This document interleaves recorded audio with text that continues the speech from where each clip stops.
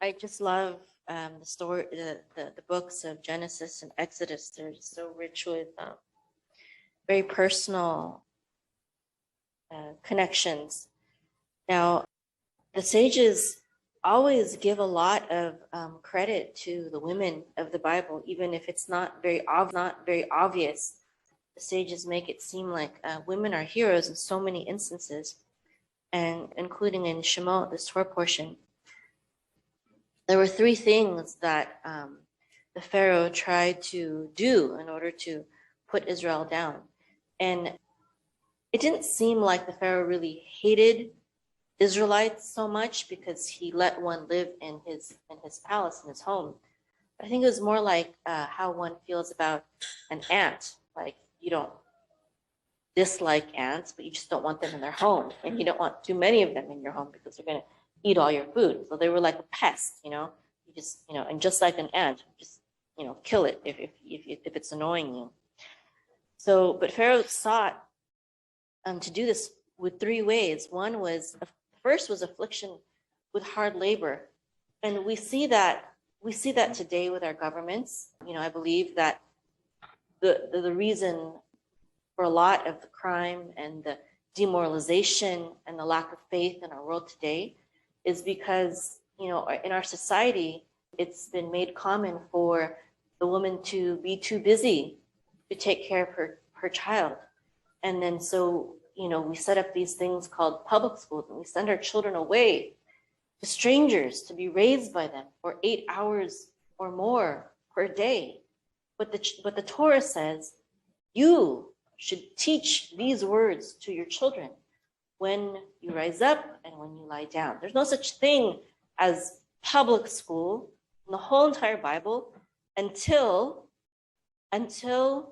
Daniel, until the book of Daniel, when the Israelites are taken into captivity and, you know, are subjugated.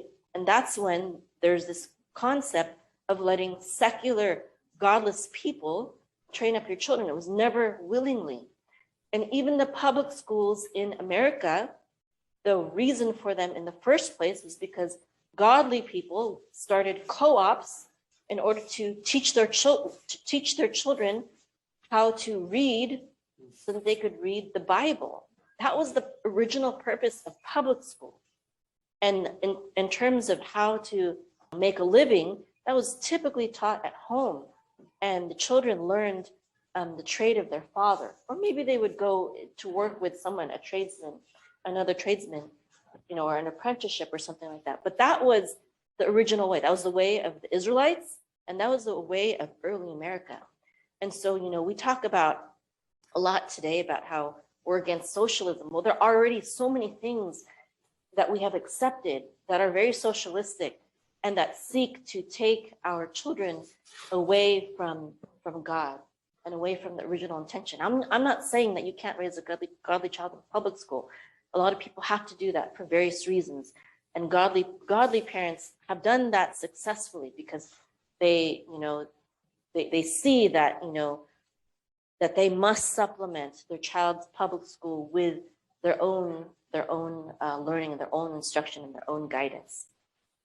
So I'm not trying to, you know, cast blame or guilt on people who have to put their children in public school. But I'm trying to say that there is an overall attack, just like there was an attack by Pharaoh to take our children away from us. There's also attack by this government. So that was the first thing: affliction with hard labor. The standard of living, he wanted the standard of living to be so high that, you know, the children of Israel were so disheartened that they didn't even want to have children.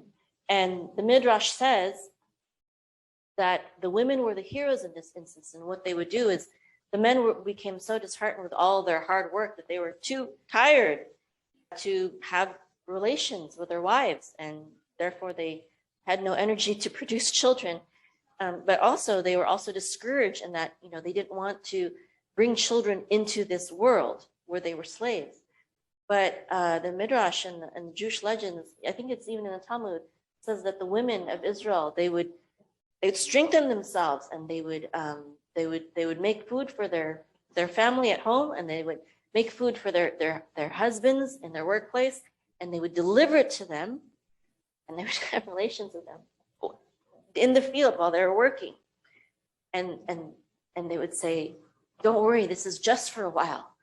This hardship, this slavery that we're experiencing, it's only for a while because Hashem has promised us.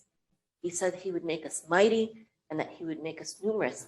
And so the Jewish women took it into their own hands to not only believe in the blessings, but act on those promises. Oh, Hashem promised me a great nation. Therefore, we must keep having children.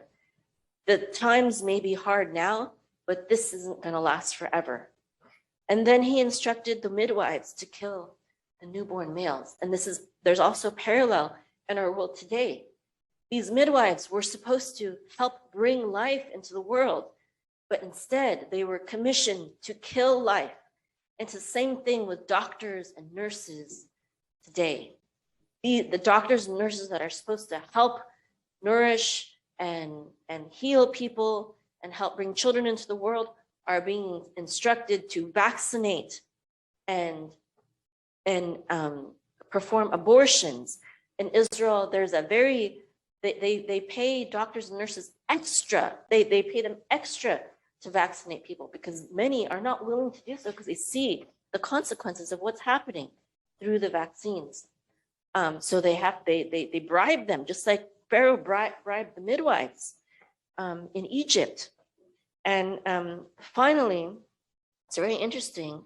It says that when Pharaoh saw that the midwives were unwilling to kill them, that he commissioned all of Israel to do the job, and all of Egypt to do the job of killing the babies, and that's what's happening right now today in our governments. I was on a podcast interview and we started getting political, even though I don't like to. And he said, "Why are they doing this? Why are they trying to turn the vaccinated against the unvaccinated?" And the Prime Minister of Israel is doing that right now. He told the vaccinated in Israel to hate their brothers and to try to force them. And it's the same thing that Pharaoh was doing.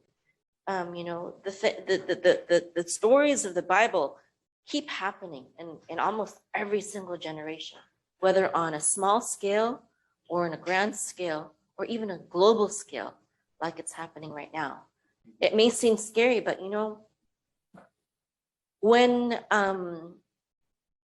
there's a midrash that when Pharaoh issued the decree for all the Israelite children to be thrown into the river, that many of the husbands in Israel divorced their wives because they didn't want to commit the sin of killing a baby. So they're like, okay, we're just going to stop having relations and we're just going to divorce them.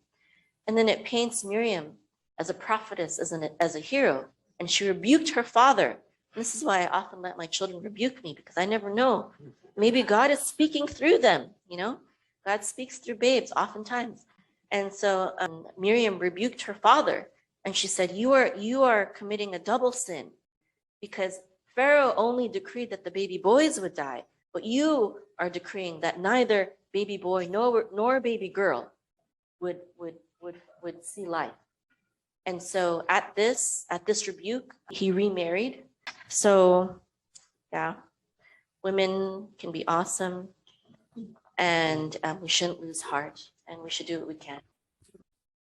Prager would like to point out that this Torah was written like many centuries before, like there's women's rights and all this stuff, and it pointed out oftentimes how important women are in everything. It was advanced for its time. Even now, it's somewhat advanced, even our time, which is kind of crazy. So.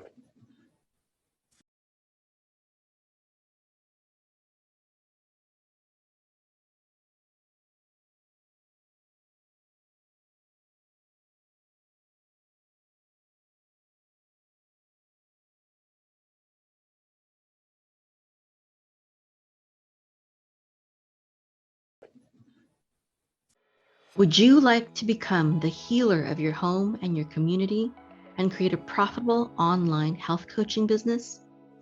Are you interested in becoming a health coach, a naturopath, an herbalist, or a nutritionist? Do you need help finding the right program for studying holistic health and healing? Or perhaps you already have certification, but you're still not confident enough in healing people and don't know how to build a business that will empower you to have an impact and allow you to leave your regular day job. Are you ready to get a deep and comprehensive picture of holistic health and healing and learn from top healers in our day so that you can stop being stuck in a job or a career you don't have a passion for? Heal yourself and others without the need for pharmaceutical drugs with harmful side effects, doctors, or even dentists. Become more knowledgeable about holistic health and healing than most medical doctors who have graduated from medical school without spending hundreds of thousands of dollars and years of time in expensive medical schools or programs. Build a health coaching business that will allow you to work from home and achieve time, location, and financial freedom. Aruka.com empowers people to become the healers of their home and their community by equipping them with naturopathic herbalism, health coaching, and online business and marketing skills. My name is Maim. I'm 42 years old and a homeschool mom of 7 beautiful children. These 2 in the photo are my October babies. I became a naturopathic herbalist and health coach in order to take charge of my family's health when the modern medical system kept failing us. We were spending thousands of dollars on insurance and other medical expenses, but they did not have any answers for our health problems. Working from home has been such a blessing for us. I used to work at the NASA Ames Research Center as a computer scientist/engineer. But being able to have an online business has enabled me to surpass my income at NASA and to be there for my family, homeschool them, take care of them, watch them grow up every step of the way for 18 years now. I started Aruka.com in 2009 to help people become healthy and heal themselves. I've coached all sorts of people, and eventually even medical doctors and nurses started coming to me repeatedly for help for various health issues for themselves or their loved ones. I help people heal themselves of serious diseases such as cancer, heart disease, and high blood pressure, diabetes, as well as other common issues such as hormone imbalances, abnormal bleeding, migraines, eczema, kidney stones, gallstones, cataracts, and even urinary tract infection. Various people began asking me to start teaching what I know about holistic health and healing, including 2 medical doctors who have become very good friends of mine. When I realized that there was such a demand for the knowledge I have that even medical doctors were telling me to teach, I shifted the focus of Aruka.com, and now we teach people how to become confident healers through our naturopathic herbalist and health coach certification program. We help people become healers of their home and community and create profitable online health coaching businesses. If you're interested in becoming a holistic healer, please visit our website, aruka.com, ARUKAH.com. Again, that's ARUKAH.com. Hope to see you there.